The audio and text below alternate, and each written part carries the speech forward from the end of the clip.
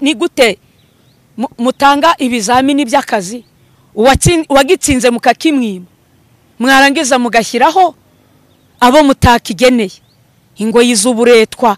Ndabwira abantu bakoresha abakozi mu mishinga nabo ndababwira rwose runaka mukakozi abakora muri leta, Imana yarakuzamuye kugira umuyobozi runaka, kugira directeur runaka, ariko wajya kwangaje abakozi ukavuga uti nta kindi uradepoza uretse igitsina, nuko tubanza kuryamana uburetwa.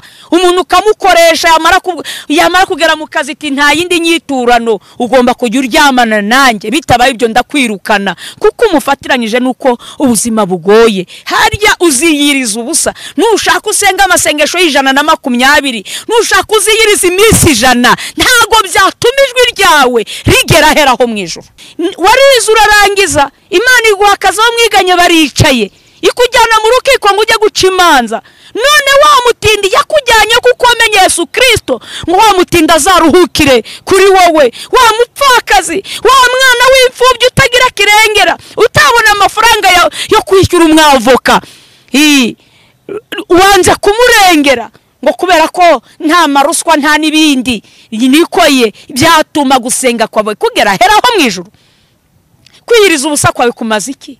Niba umurimo uhagazemo kwa muganga, umukene araza abakire bakamunyuraho ng'icumi service, ntimurenganura abarengana, abanyamubabaro, abatagira shinge na rugero. Harya gusenga kwawe kuzigera kugera mu ijuru gute?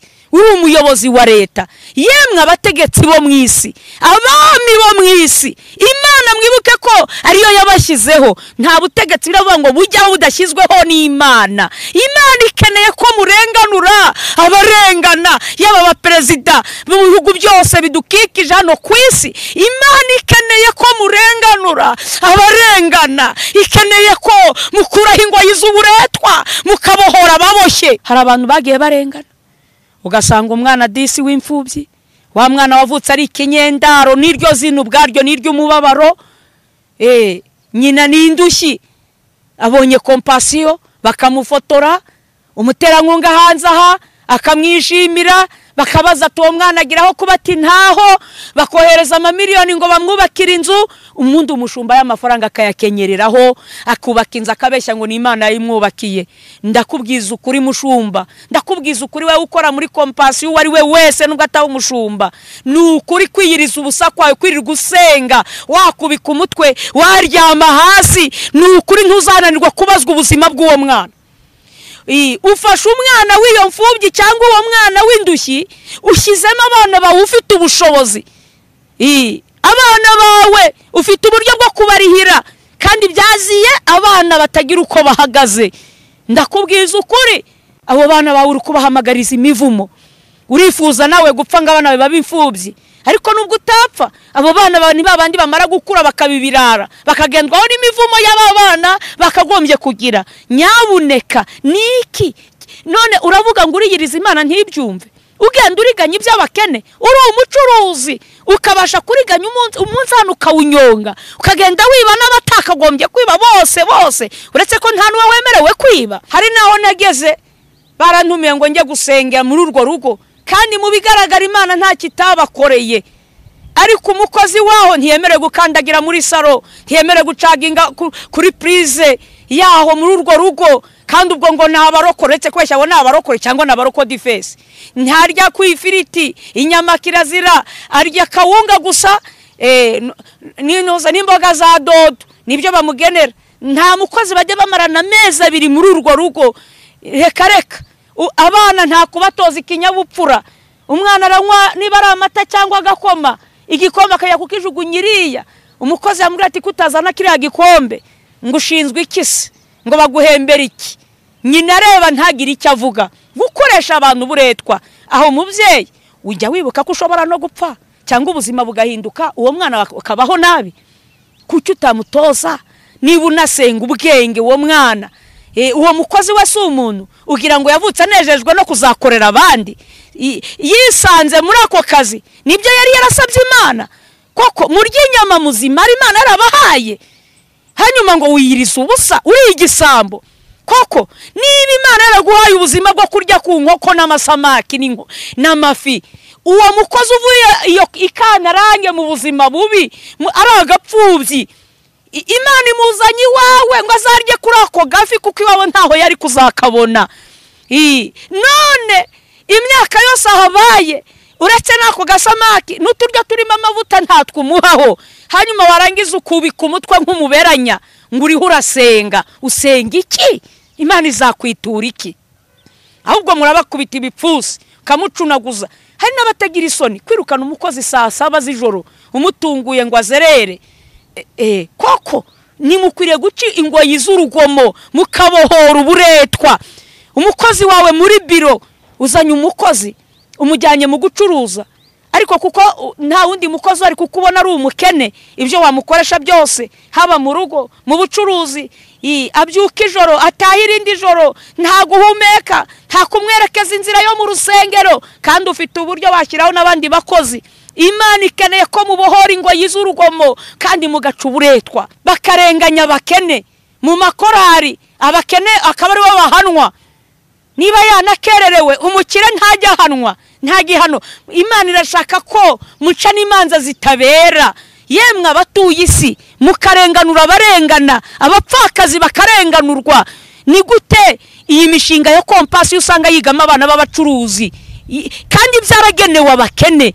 Aya makompasi y'abana b'abashumba niho bari kandi bahabwa bahembwa ku kwezi. Kubera iki mutarenganura abarengana? Ni gute Imana yakumva gusenga kwayo? Isengero zirakora amasengesho, abakristo turakora amasengesho ku giti cyawe. Birakwiriye ko iryo gaburo wakariye uraryigwa murihereza bari hasi yawe bababaye baribuze. Niko kwiyiriza Imana ishaka. Ibyo biryo wakariye bijyane kwa muganga, bishyire mu nzu z'imbohe, bishyire se udupfubyi, bishyire indushyi, bishyire abatagira uko bameze. Nibwo uraba wiyirije ubusa nyakuri. Ariko niba wabibundarayeho muri stoke bipakiye, warangiza ukongera ukavuga ugafutura ukarya, ko nta kwiyiriza kurimo. Ahubwo wakoze stoke warizigamiye, ntabwo byatuma Imana ikumva heraho mu ijuru, ntabwo yakuzuza umwuka wera wo kumara kuri igisambo. Muraho yemwe, mbanje kubasoza mwese abakurikiye iyi channel ya YouTube ya Riziki Chantal. Muraho, nsuhuje abantu bose bari kunyumva hani wacu mu Rwanda, mu bihugu bidukikije ndetse bya Afrika, Kongo, Burundi, Tanzania, Uganda. Ndabasuhuje mu izina rya Yesu Kristo. Na Zambia nukuri mwacoma bwanje, ndabasuhuje cyane, ndabakunda. No muri Zambia gutyo bene data inshuti z'umusaraba, n'ibindi bihugu byinshi hano muri Afrika. Ndasuhuza nabo muri Amerika bene data inshuti z'umusaraba, abakunzi ba Yesu Kristo bakunze ubugingo kujya mu ijuru. Ndabasuhuje. Muraho yemwe, mu Burayi muraho. Riziki ndabasuhuje. Bibaye ngombwa ko ngaruka ngo tuganire ku ijambo ry'Imana, bibaye ngombwa ko tubanza gusenga. Eka ce bugufi twinginga Imana. Iyaremye ijuru n'isi, Imana yicaye kuri ya ntebe y'umuriro, mbere ya byose uhimbazwe. Wewe wahanitse ikirere nta muntu ubigizemo uruhari, kadendeza inyanja tukaba tutazi amazi wayakuye cyangwa ubutaka. Mwami Yesu, turagushimira mwana w'intama w'Imana, we wemeye kuza muri iyi si, ukemera kwambara akamero kacu k'abantu, ukemera kudupfira ukajya ku musaraba i Golgotha. Turagushimiye ko ayo maraso yatugezeho. Mwami turagushimiye. None umuja wawe Riziki, wa wundi w'inyoni mvuvu, bibaye ngombwa ko mvuga ijambo ryawe ryahanuwe kera cyane. Ndagira ngo Uwiteka, ubwo washimye kurimba ngo ndibwira abatuye isi, unyemerera bari we wivugira mbigikoresho mbagasambu kandagireho. Womeje gusa n'umubari we Satani, cyashya imyuka mibi yose irwanya ubutumwa bwiza. Reka Mwami Yesu iri jambo abari we uryivugira, kandi ribashe kugirira umumaro ubugingo bwa benshi, n'amatwi yose azaryumva. urakoze kuri kumwe natwe, ngaho komeza utege kuganze kugeza risoza, ni mu izina rya Kristo Yesu, amen. Muraho, mbere ya byose ndabashimiye ko Imana yemeye ko nongera kugaruka, kongera ko tuganira ibyanditswe byera. Maze iminsi ndi kuvuga ubutumwa hirya no hino muri iki gihugu, mu misozi miremire. Yesu yabyemeye rero ko tuganira ibyanditswe byera. Turasoma ijambo riboneka muri Yesaya igice cya 58. Umutwe w'amagambo uravuga ngo idini itaryarya niyo Imana ishima.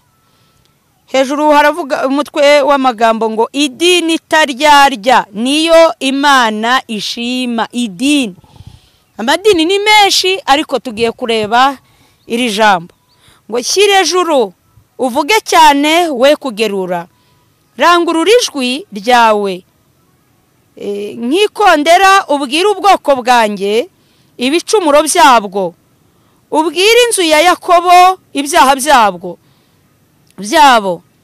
Icyakora bashaka uko bukeye, bishimira kumenya inzira zanjye, nk'ishyanga ryakoraga ibyo gukiranuka, ntirireke amategeko y'Imana yabo. Niko bansaba amategeko yo gukiranuka, bakishimira gusenga Imana. Ndetse barabaza bati, mbese igituma twiyiriza ubusa ntubyiteho niki? Niki gituma twibabaza ukabyirengagiza? Mbiterwa nuko ku munsi wanyu wo kwiyiriza ubusa muba mubonye uko mwinezeza ubwanyu, mukagirira nabi abakozi banyu bose. Dore icyo mwiririza ubusa ni ugutongana, ni ukujya impaka, ni ugukubitana ibipfusi by'abanyarugomo. Kuri ubu ntimukikiyiriza ubusa nk'uko bikwiriye, byatuma ijwi ryanyu ryumvikana mu ijuru. Ugira ngo kwiyiriza ubusa shima kumeze gutyo? Mbese ni umunsi umuntu yibabarizamo, akubika umutwe nk'umuberanya, akisasira ibigunira, akaryama mu ivu? Ibyo nibyo wita kwiyiriza ubusa? Ni umunsi Uwiteka yishimira? Ahubwo kwiyiriza ubusa shima nuko mwajya mubohora abantu ingoyi z'urugomo, mugahambura imigozi y'uburetwa, mukarenganura abarengana, kandi mugaca iby'agahato byose, kandi ukarekura ugatanga ibyo kurya byawe, ukagaburira abashonji, ukazana abakene bameneshejwe,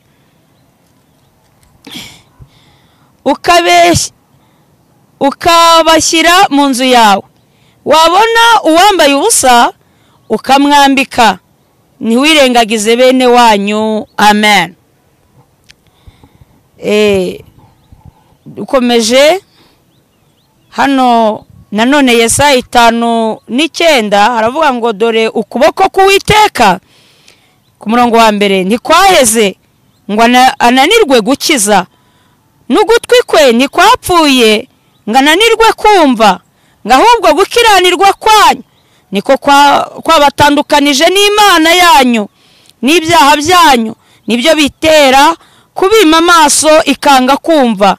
Erega amaboko yanyu yahindanijwe n'amaraso, intoki zanyu zandujwe no gukiranirwa, akanwa kanyu kavuga ibinyoma, ururimi rwanyu ruvuga ibibi by'ibihwehwe. Mwakire neza ijambo ry'Imana. Ahangaha iri jambo narihawe n'umwuka ndi gusenga, Imana irambwira ngo nongere ndangurure mu matwi y'abantu, kuko turi mu gihe abantu benshi bavuga ko bari gusenga, ariko ijwi ryavuze ngo shyira imanda bambe shyira ejuru uvuge cyane we kugerura, rangurura ijwi ryawe nkikondera, ubwire ubwoko bwanjye ibicumuro byabwo, ubwire inzu ya Yakobo ibyaha byabo.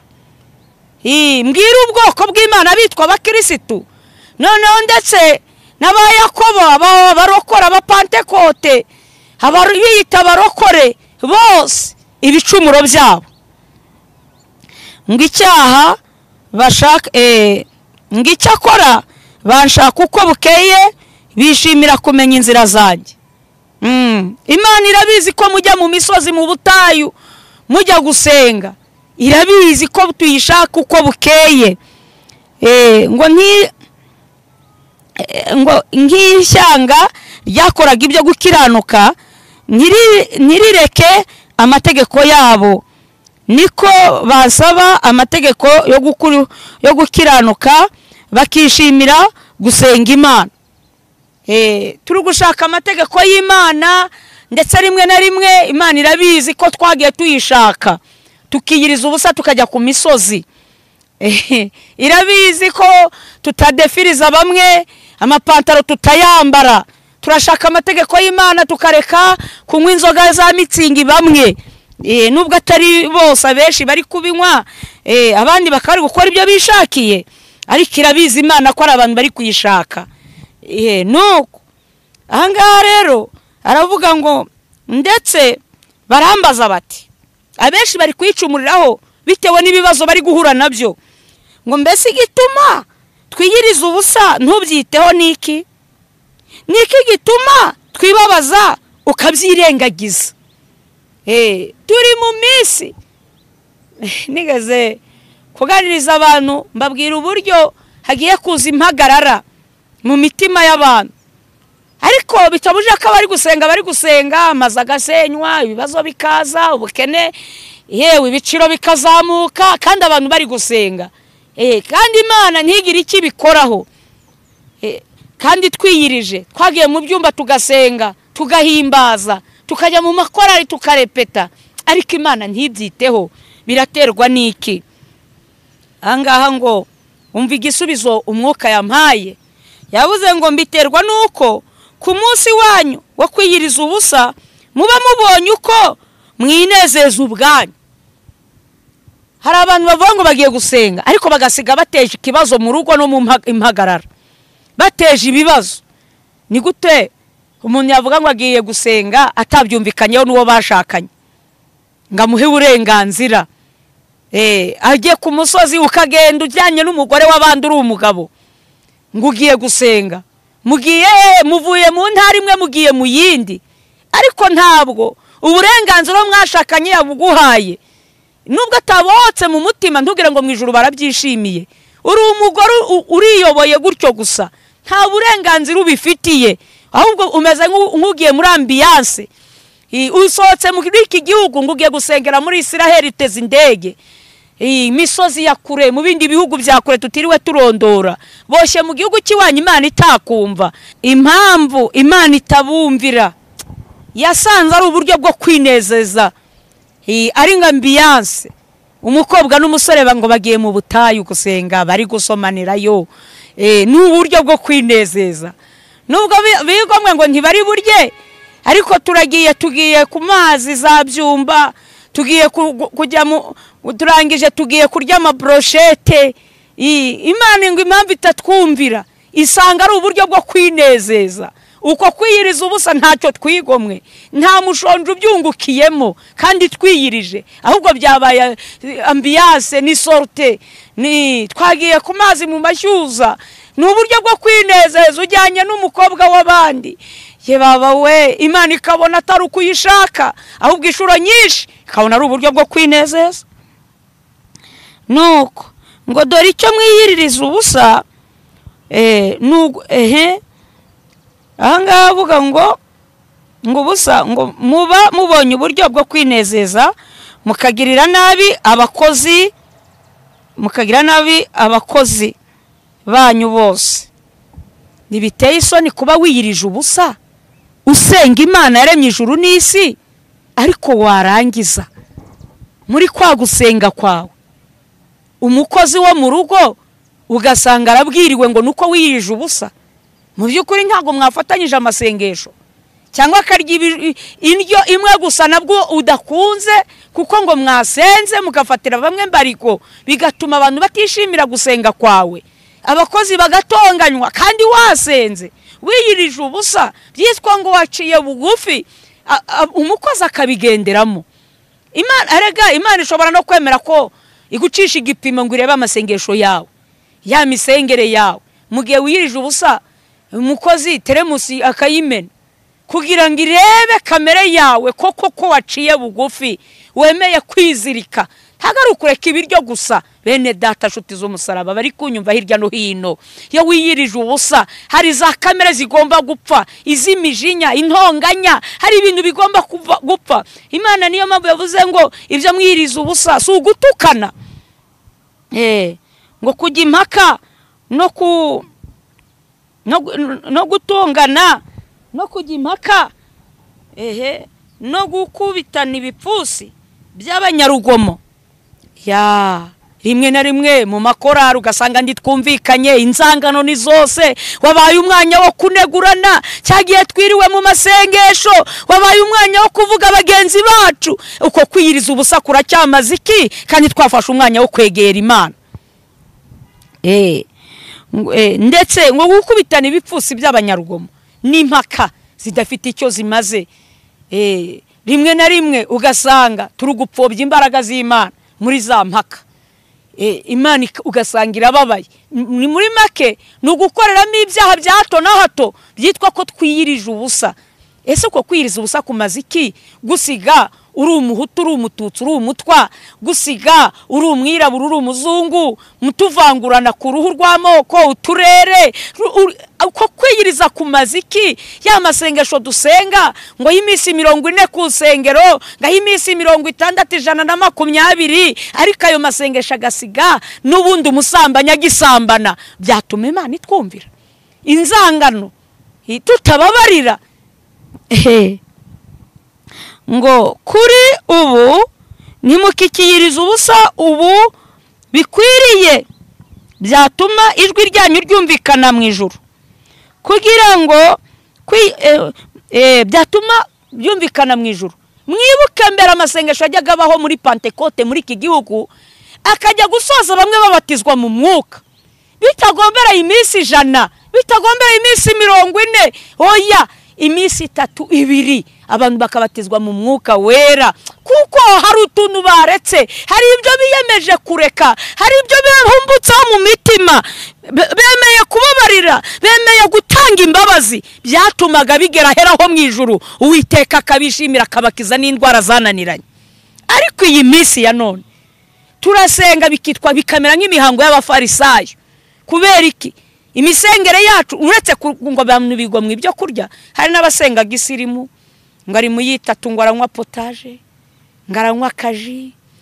Kwiyiriza ubusa gisirimu nyine nawe urabyumva, mbese nyine kugira ngo igifu kitaza kwangirika. Ese ibyo byatuma Imana ibishimira?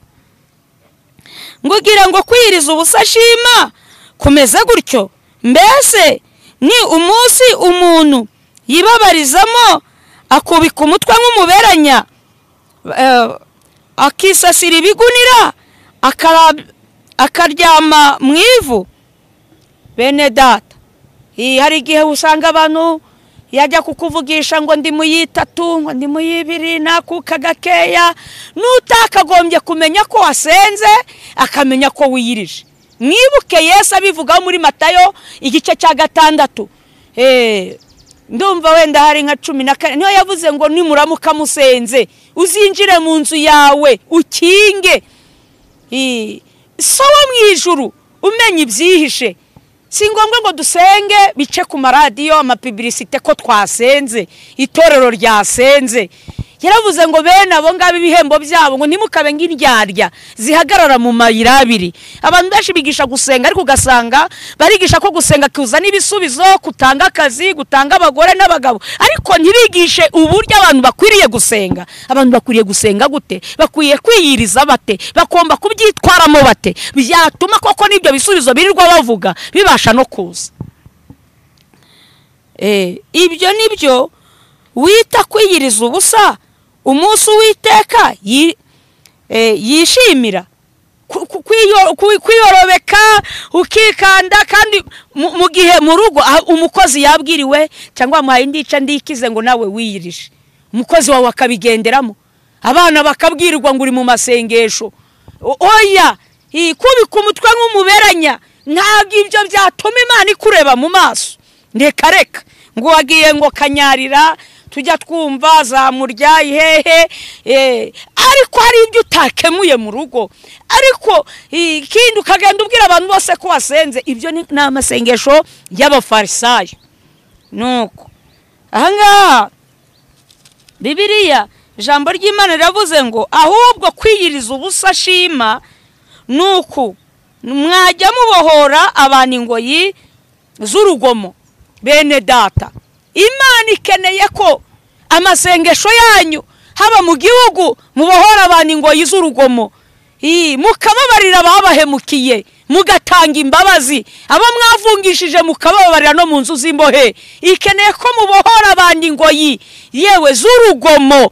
Baragomye nibyo, ariko mwibuke ko atari inyamaswa, ari abantu. Mukwiriye nk'abakristo kubereka ko mu ijuru hari Imana. Mubohora abantu ingoyi z'urugomo, mugahambura imigozi y'uburetwa. Imana ikeneye ko mubohora mugahambura imigozi y'uburetwa. Aha navuga ku bantu bakoresha abakozi imirimo y'uburetwa.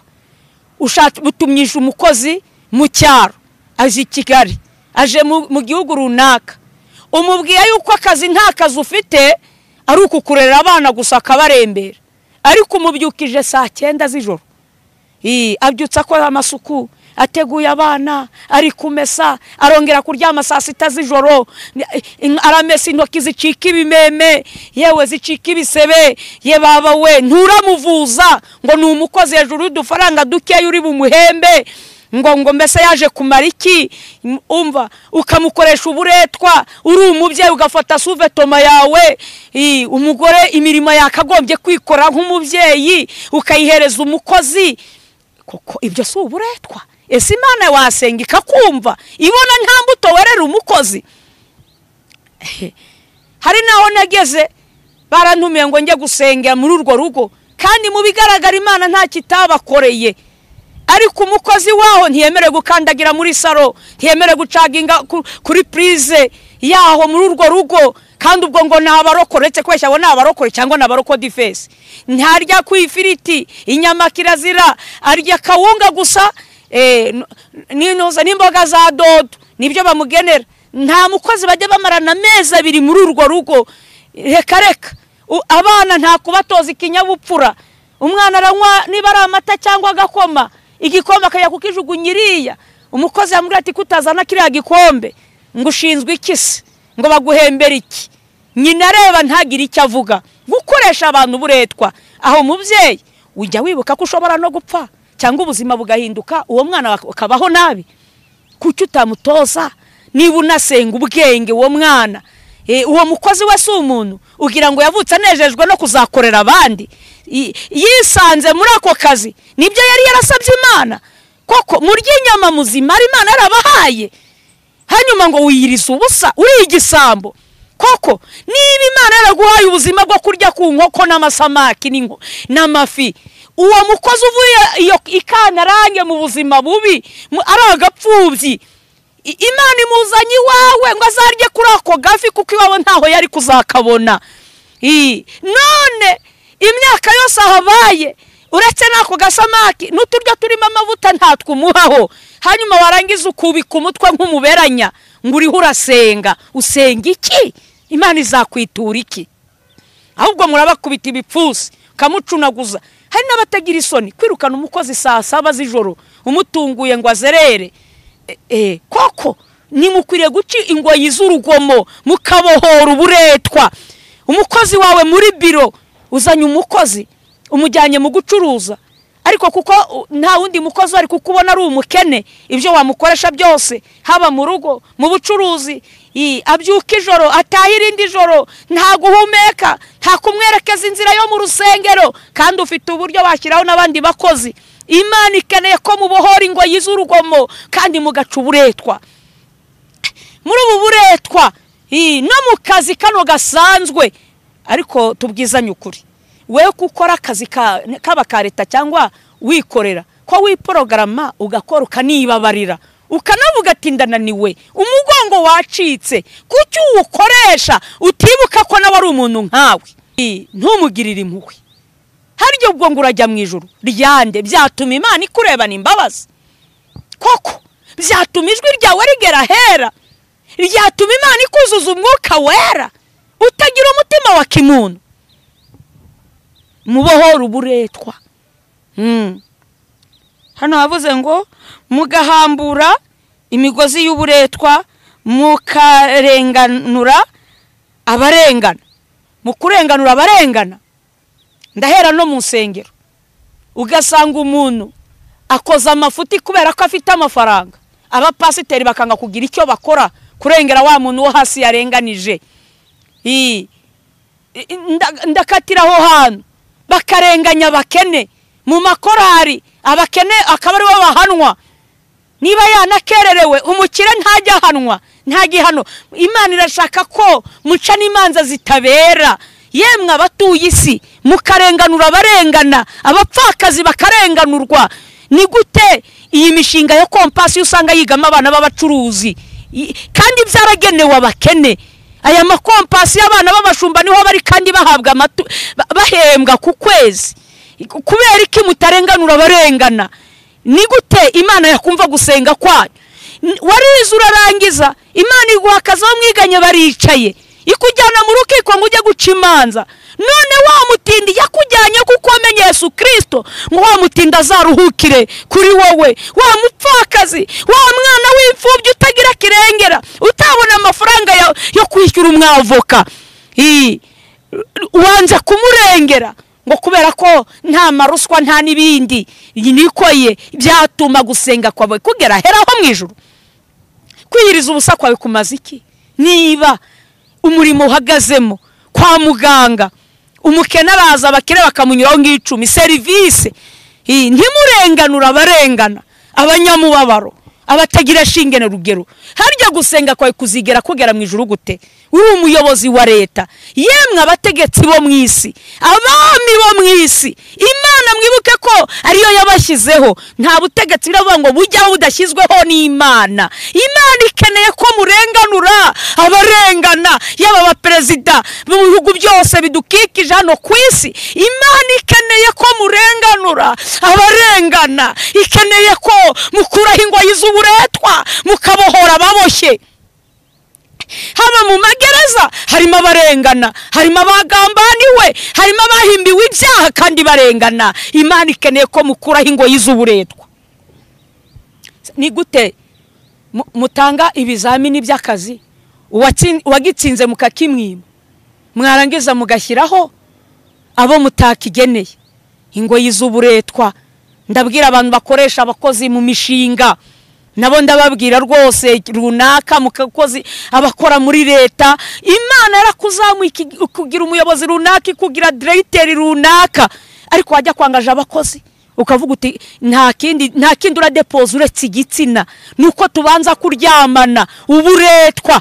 Umuntu ukamukoresha yamara kugera mu kazi iti nta yindi nyiturano, ugomba kujya uryamana nanjye, bitabaye ibyo ndakwirukana. Kuko umufatiranyije nuko ubuzima bugoye. Harya uziyiriza ubusa, nushaka usenga amasengesho y'120, nushaka uziyiriza iminsi 100, ntago byatuma ijwi ryawe rigera heraho mu ijuru.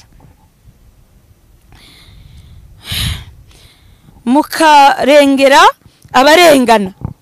Aha hantu ndumva ngwiriye kuhatinda.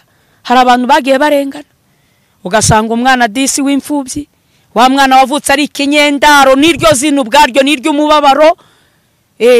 Nyina n'indushyi abonye kompasiyo bakamufotora, umuterankunga hanze aha akamwishimira, bakabaza ati uwo mwana agiraho kuba ati ntaho, bakohereza amamiliyoni ngo bamwubakire inzu, umuntu umushumba y'amafaranga akayakenyereraho akubaka inzu akabeshya ngo ni Imana yayimwubakiye. Ndakubwiza ukuri mushumba, ndakubwiza ukuri wewe ukora muri Compassion wari we wese nubwo ataba umushumba, ni ukuri kwiyiriza ubusa kwawe, kwirirwa gusenga wakubika umutwe waryama hasi, ni ukuri ntuzananirwa kubazwa ubuzima bw'uwo mwana. Ufashe umwana w'iyo mfubyi cyangwa uwo mwana w'indushyi, ushyizemo abana bawe ufite ubushobozi, abana bawe ufite uburyo bwo kubarihira, kandi byaziye abana batagira uko bahagaze. Ndakubwiza ukuri, abo bana bawe uri kubahamagariza imivumo. Urifuza nawe gupfa ngo abana bawe babe imfubyi, ariko nubwo utapfa abo bana bawe ni babandi bamara gukura bakabibirara, bakagendwaho n'imivumo y'aba bana bakagombye kugira. Nyabuneka niki none uravuga ngo uriyiriza Imana ntibyumve? Ugenda uriganya iby'abakene, uri umucuruzi ukabasha kuriganya umunsi hano ukawunyonga, ukagenda wiba n'abatakagombye kwiba bose, uretse ko nta n'uwe wemerewe kwiba. Nuko warangiza wasenga ngo Imana ntikumva, yakumva iti? Kandi ukarekura ugatanga ibyo kurya byawe ukagaburira abashonje. Aha hantu twumve kimwe, isengero zirakora amasengesho, abakristo turakora amasengesho ku giti cyawe. Birakwiriye ko iryo gaburo wakariye uraryigwa muri hereza bari hasi yawe bababaye baribuze. Niko kwiyiriza Imana ishaka. Ibyo biryo wakariye bijyane kwa muganga, bishyire mu nzu z'imbohe, bishyire se udupfubyi, bishyire indushyi, bishyire abatagira uko bameze. Nibwo uraba wiyirije ubusa nyakuri. Ariko niba wabibundarayeho muri stoke bipakiye, warangiza ukongera ukavuga ugafutura ukarya, ko nta kwiyiriza kurimo. Ahubwo wakoze stoke warizigamiye, ntabwo byatuma Imana ikumva heraho mu ijuru, ntabwo yakuzuza umwuka wera wo kumara kuri igisambo. Ukazana abakene bameneshejwe, ukabashyira mu nzu yawe. Imana ikeneye yuko hari abahawe amazu menshi, byaba biteye isoni mu mibereho yawe utaracumbikira umwami Yesu. Abakene hari igihe tujya tubwira gutyo ukabona umuntu bamumenesheje. Tumaze iminsi wenda tubona abantu bari kurara hanze banyagirwa. Abakene bameneshejwe, babuze aho kuba, babandi basohoye mu mazu. Sabwira ngo niba ufite imiryango ingahe y'inzu, kandi harimo umuryango uri kwingingira abantu, ariko uwo muntu ntumucumbikire naho yaba inzu, ntumuraze mu nzu akarara hanze n'abana, agakiza kawe nakahe? Ko Yesu yavuze ngo nari ndi umugenzi nimwancumbikira. Ku munsi w'urubanza ko icyo kibazo cyo gucumbika nacyo kizazamo bene data, nshuti z'umusaraba. None kwiyiriza ubusa kwacu, gusenga kwacu, twebwe turi gusenga ngo Imana idutabare, ngo amasezerano Imana yaguhaye ngo asohore se? Ko yaguhaye inzu, wewe uri gukora iki? Ko wumva ahubwo ufite urubanza? Urashima Imana ko yari yarakubwiye inzu ukabuyirimo, none ko Yesu yaje kugupima kaza yameneshejwe ntumucumbikire. Ubwo urumva kuri uwo munsi uzarukira? Havuze ngo wabona uwambaye ubusa ukamwambika. Bakristo torero bene data, ndibiteye isoni kuba utunze garderobe, amavarisi yuzuye imyenda, guhinduranya wabuze n'icyo wambara, umara isaho wabuze ikintu uri bwambare, kandi uturanye n'umuntu ubona ko yameneshejwe, uturanye n'umuntu wabuze icyo yambara. Mwari muzi ko no muri gereza bakeneye imyenda? Mwari muzi ko no kwa muganga ari abakeneye imyenda? Mu gihe wewe ureba ngo ntago bikigezweho ntubishaka, ariko nimba gutyo ntujye kuronjora ibyashizemo uburyohe, babyita kwikiza puberi, ko ntago ari ukwambika umwami Yesu. Ni nka kwa kundi ko gutanga ibiryo byashiririye cyangwa bigiye gupfa, ubwo ntago ubugaburiye Yesu nawe ufata ku byo ukunda, ibyo wakariye urabyigomwa ukabihereza umwami Yesu. Hepfo avuze ngo ntiwirengagize bene wanyu. Aha ngaha naboneraho kubwira muri iki gihugu no hanze yacyo, abantu benshi bagiye birengagiza imiryango yabo. Mukimika abandi, ukirengagiza nyoko wakubyaye. Urugero, muri uyu mujyi njya mbonamo ibintu bidasanzwe. Umwana w'umuhungu k'umusore iwanyu bakavunika bakagurisha udutungo bakakurihira amashuri ukiga ukarangiza, barangiza Imana ikaguhereza akazi keza, wamara kukabona ubonye inkumi nziza ugatinya kujya kuyerekana iwanyu ngo atazagusuzugura, ngo utazaseba, ukarinda ukora ubukwe ukajya gutira ababyeyi bahanda ababyeyi bawe bahari. Mu by'ukuri harimo ubu bumuntu. Bagore, ni gute waba mu mazu y'amayetaje nyoko bukwa ari mu kazu k'akagonyi kenda kumugwaho mu cyaro? Ntube wabwira umugabo wawe uzi neza ko afite miliyoni zingahe kuri konti, harya ko nagakiza?